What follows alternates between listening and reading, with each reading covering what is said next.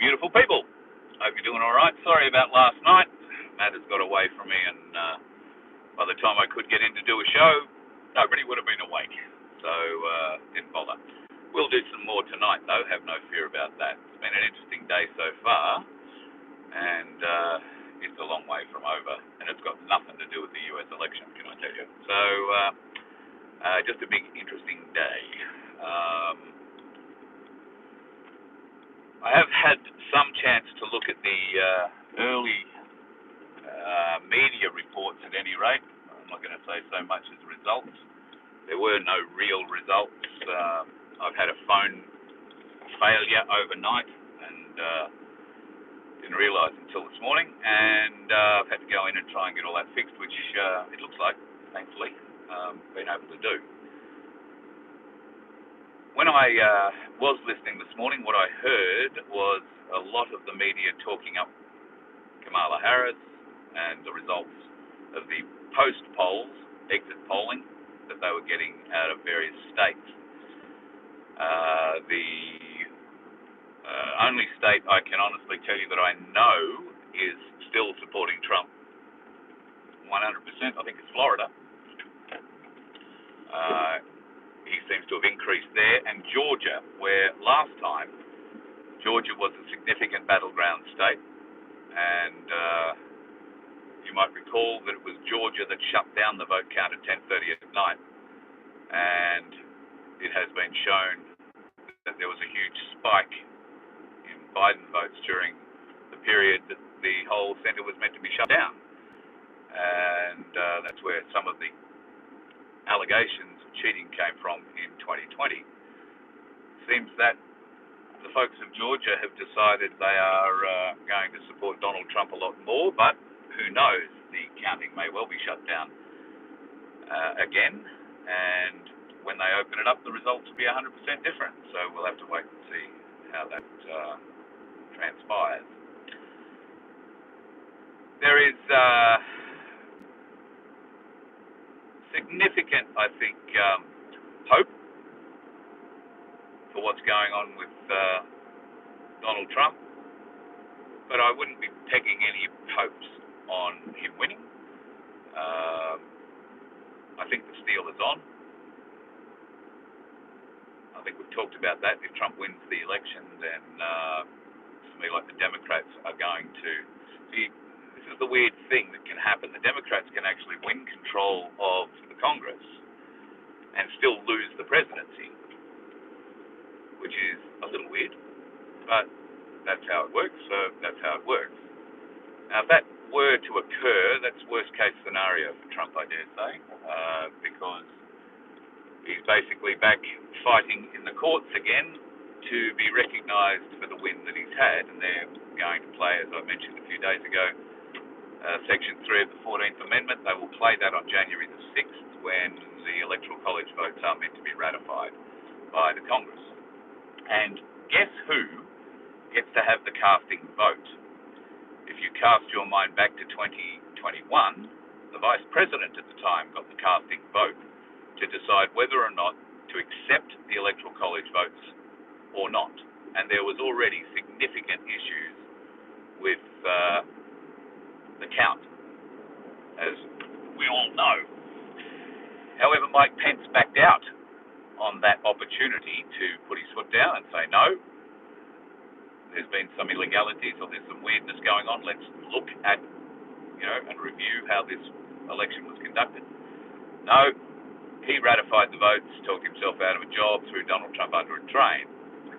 Well, this time round, Kamala Harris will have that casting vote.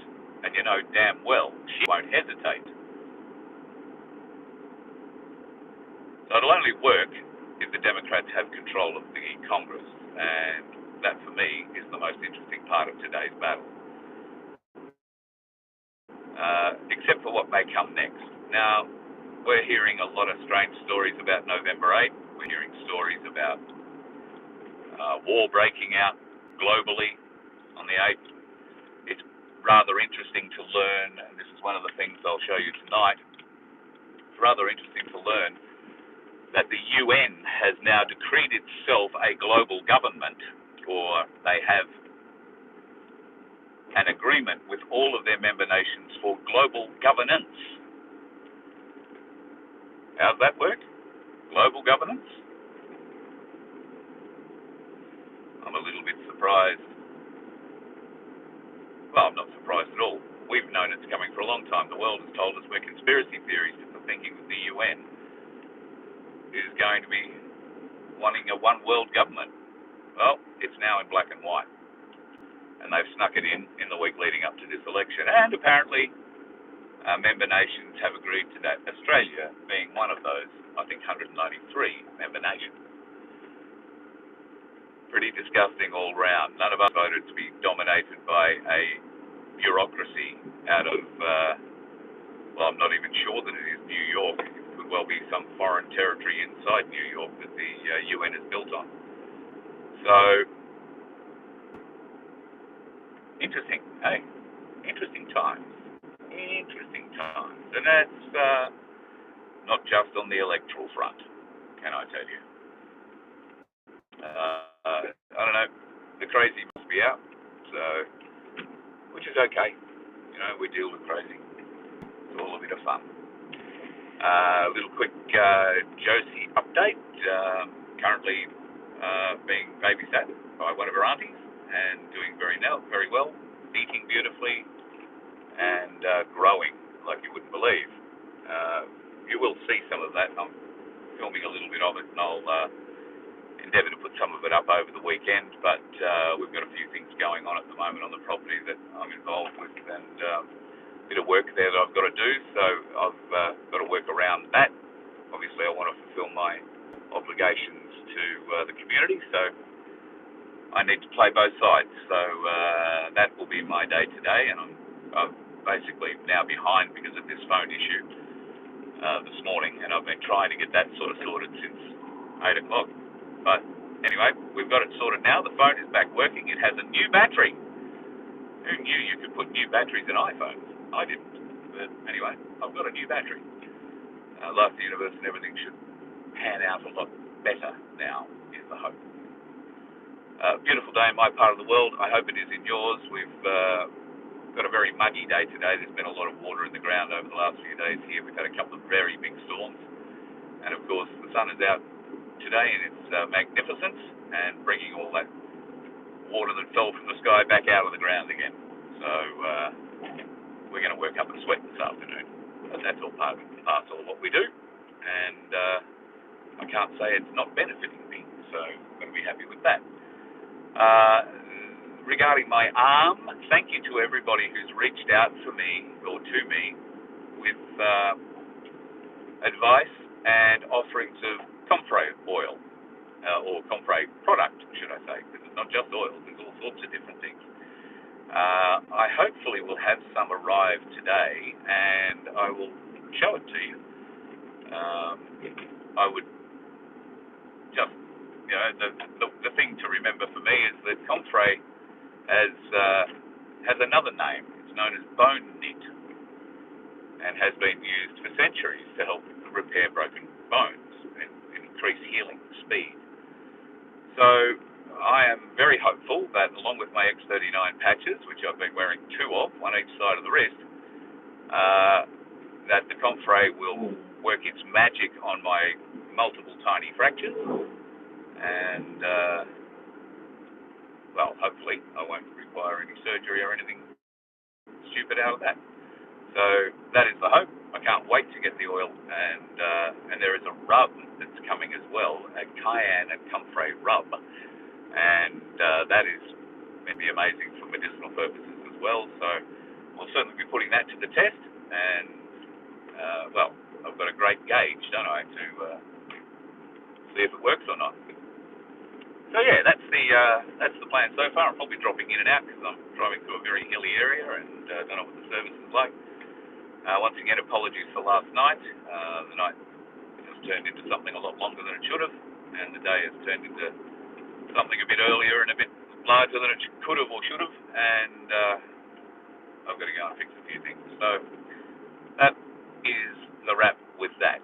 If you do have the opportunity, Sky News are running a live coverage of polling. I don't know I don't know if it's on their free site or if it's on their subscription site.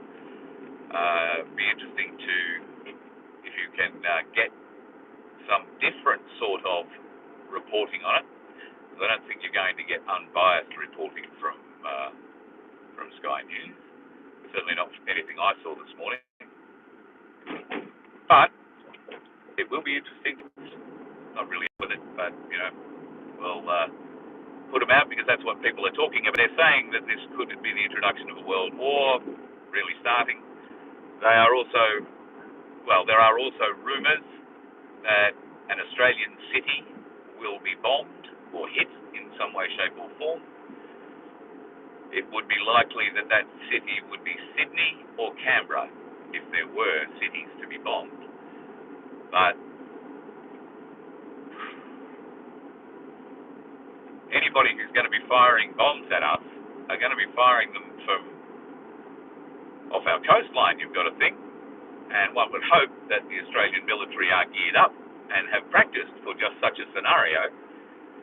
And there might be a way of stopping these things. Of course, if it's an intercontinental ballistic nuclear missile, then that could be a serious problem.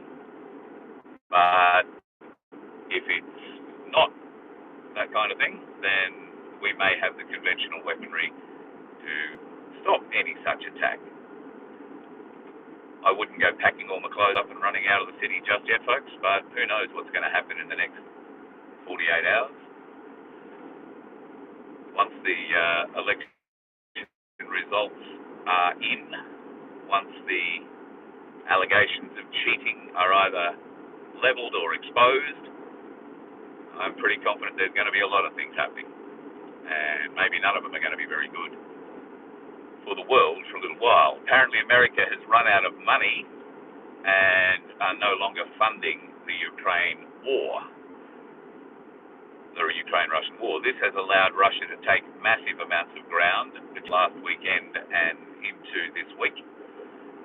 They gained 50 kilometres of Ukraine, which is now Russian, just on the weekend, on last weekend.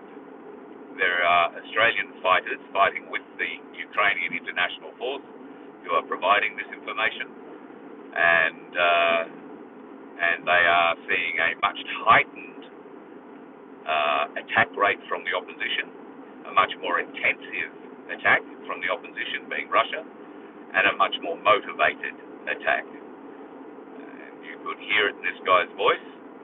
He might have just realised he's standing on the wrong side of the fence. So it'll be interesting to see what plays out there too. If that is true and America are no longer sticking their hand in their pocket to fund Zelensky, then Germany, I believe, have given up doing it as well, and that will leave France and the Cabal states as the only ones who are still able to throw a little bit of money their way. Of course, Australia, Albo Sleazy, well, I don't know, maybe he'll be wearing his Sikh hat, maybe he won't. He will be trying to give as much of our weaponry as possible away. He's already given away 49 of our M1 Abrams tanks, and I think it's close to $300 million worth of drones. Those drones are meant to be used for reconnaissance, but we know that the drones have been refitted by Zelensky's mob to drop grenades and mortars and all sorts of things. So the Australian government may well be complicit in those war crimes for providing the drones to be dropping. We'll have to wait and see, but nothing's going to happen until we sort out what's going on in America.